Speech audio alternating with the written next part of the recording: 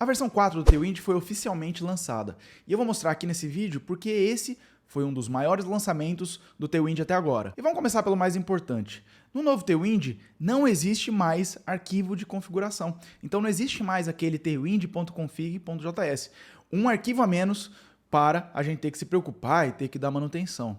Agora é tudo feito num arquivo de CSS que você importa para o seu projeto. Nesse caso aqui, eu chamei o arquivo de tailwind.css, poderia ser globals ou styles.css, e você tem apenas uma única importação.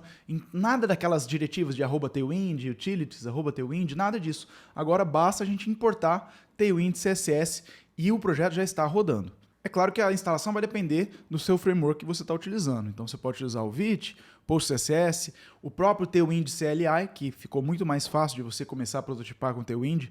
Basta você instalar essas duas dependências, ou quaisquer um desses frameworks aqui, Next, Laravel, Solid, Nux, Svelte, enfim, o que você quiser está aqui para você instalar. E falando de instalação, uma coisa legal é que eles lançaram esse novo plugin, o Tailwind CSS/Vite, que facilita ainda mais a instalação e ele traz uma performance melhor e tudo mais. E falando em performance, o Tailwind também está mais rápido. Se você for falar de build de todo o seu projeto, aí um aumento de velocidade 5 vezes e builds incrementais até 100 vezes mais rápido, então é um ganho de performance bem importante. Tá, mas vamos voltar para o nosso arquivo de configuração, que agora não existe mais. Como é que a gente faz para estender um tema no Tailwind, estender uma cor, colocar uma cor nova, mudar um tamanho de container? Olha só que legal, o Tailwind, ele registra todas as configurações dele no CSS através de variáveis CSS. Então você pode chamar essas variáveis de onde você quiser do seu código que vai funcionar. Isso é especialmente interessante, não sei se você já mexeu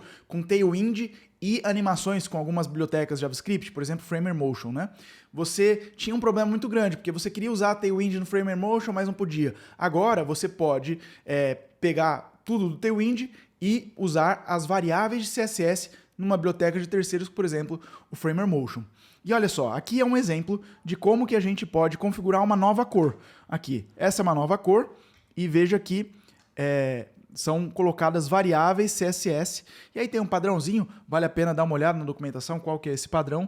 Variáveis CSS para cada uma das cores ou para cada um dos breakpoints. Então, num lugar só, você pode tanto estender o seu tema, então adicionar cores novas, como é o caso aqui, ou também você pode sobrescrever alguma medida que você não goste, por exemplo, um tamanho de container ou um tamanho de breakpoint, você faz aqui diretamente no CSS no mesmo lugar. E tudo fica então num único lugar, é mais acessível do ponto de vista para outras bibliotecas, outros devs, enfim, você mesmo utilizar essas variáveis, porque agora a variável CSS você pode utilizar em qualquer lugar, e ao mesmo tempo você tem menos arquivos de configuração, um arquivo a menos para você se preocupar, uma sintaxe a menos para você se preocupar. E o legal desse arquivo CSS, que além de a gente trazer tudo para o CSS, o Tailwind por trás dos panos utiliza mais o CSS puro, ao invés de fazer gambiarras. Por exemplo, ele utiliza os layers do CSS, que é uma nova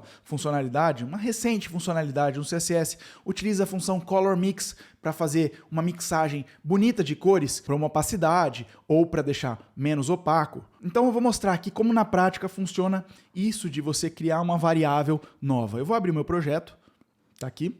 Então olha só como é simples, eu vou entrar aqui no meu Tailwind CSS, né, que eu tenho apenas uma única linha de código, e eu vou mudar uma cor. Na verdade não, eu vou criar uma cor nova. Então eu venho com a diretiva theme, abro as chaves, e aqui eu coloco a variável. Veja que aqui o meu Copilot está dando a sugestão errada. Na verdade eu vou botar a variável CSS, então color, vamos botar LaLaLand, que vai ser uma cor, vamos botar laranja.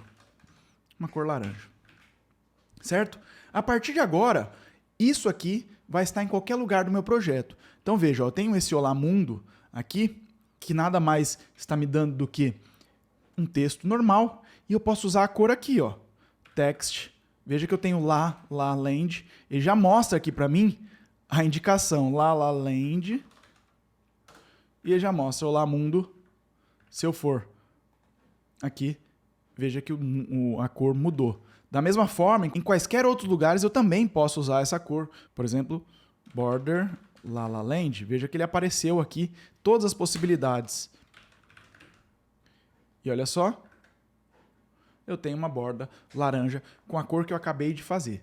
Ao meu ver, ficou muito mais fácil do que era antes, de você ter que fazer um extend, né, do tema, e você tem que criar suas cores lá naquele arquivo JavaScript. Agora não, é tudo CSS. E se eu quiser usar em qualquer lugar fora do Tailwind, por exemplo, uma biblioteca de animação, eu consigo facilmente, porque isso aqui é uma variável CSS como qualquer outra.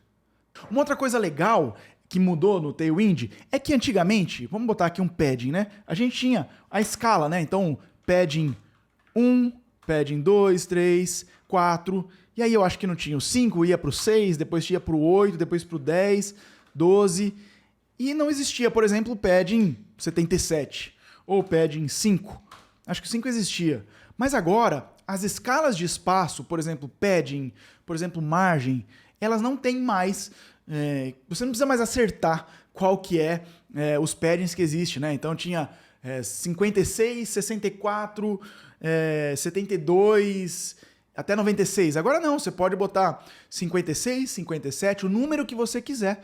Isso tudo é válido. Quer ver? Eu vou botar aqui um número padding 6, né? Padding 6, temos um padding 6 aqui. Eu vou botar um padding 7, que antes não tinha. Agora tem o padding 7 também. E margem funciona exatamente da mesma forma. Eu posso colocar valores arbitrários aqui, que agora, por trás dos panos, né, como o Tailwind está usando mais o CSS, ele está fazendo um cálculo e você pode usar qualquer valor aqui. Ó. Aqui ó. Mostra, inclusive, a nossa extensão, mostra o cálculo que ele está fazendo, né? Que é a unidade de espaçamento, que nesse caso, aliás, no caso padrão do Tailwind, a unidade de espaçamento é 0,25 rem, e o rem padrão dos navegadores é 16 pixels, então uma unidade de espaçamento é 4 vezes 7, o que dá 28 pixels de espaçamento. E aqui eu posso botar qualquer número, ó. Vamos botar 77, vai funcionar também. Veja que agora dá 308 pixels e eu tenho um pad muito maior do que eu tinha. Da mesma forma, eu posso colocar tamanhos. Lembra que a gente usava porcentagens com frações? As frações também estão livres. Qualquer valor que você utilizar vai se transformar num código válido CSS, tá? Então você não precisa decorar também as larguras de 1, 2, 3, 2, 3 sobre 2. Você pode botar o valor que você quiser aqui como porcentagem, né? Na verdade, como fração que vai se transformar em porcentagem. Ele faz o cálculo aqui pra gente. Uma outra coisa nova que veio aqui também com a versão 4 é os container queries, que antes estavam adstritos a um plugin, né? Você tinha que instalar um plugin adicional. Agora eles já estão dentro do Tailwind por padrão, né? Ele já vem instalado. Então você pode fazer container queries, que é uma funcionalidade maravilhosa do CSS e relativamente recente, aí entrou para compatibilidade dos navegadores. Uma melhoria significativa também aconteceu nos gradientes. Se você é uma daquelas pessoas que gostam, né? Existem dois tipos de pessoas, que gostam e as que odeiam gradientes. Se você é essa pessoa que gosta, essa novidade é para você. Porque agora a gente pode colocar um ângulo, ó. Veja que um ângulo aqui nesse caso é um ângulo de 45 graus para o gradiente linear. Então podemos escolher um ângulo que a gente quiser. Aqui é um número qualquer que a gente pode colocar. Além disso, existem outros gradientes que foram adicionados. Então, gradiente cônico e radial, dando esse tipo de efeito aqui. Não sei se você vai usar, na minha visão, tem alguma uma utilidade, mas é uma utilidade limitada. Mas o mais legal de tudo não são isso. O mais legal é essa parte aqui. Agora, os backgrounds, ou melhor, os gradientes do Tailwind, eles podem ser criados com qualquer color space, né? O color space que a gente está acostumado é o sRGB, o Safe RGB, né? Red, Green, Blue. Mas agora a gente pode usar, por exemplo, o OKLCH, que é são novas cores, tá? Nem todos os monitores suportam, nem todos os computadores suportam essas cores, mas se ele suportar, maravilha. E, especialmente para gradiente, quando a gente faz um gradiente indo de uma cor para outra com OKLCH, a gente não tem um espaço cinza no meio que existe entre um gradiente de duas cores que acontecia com o sRGB. Então, os gradientes ficam mais vívidos e sem aquela parte cinza. Tem até um nome disso.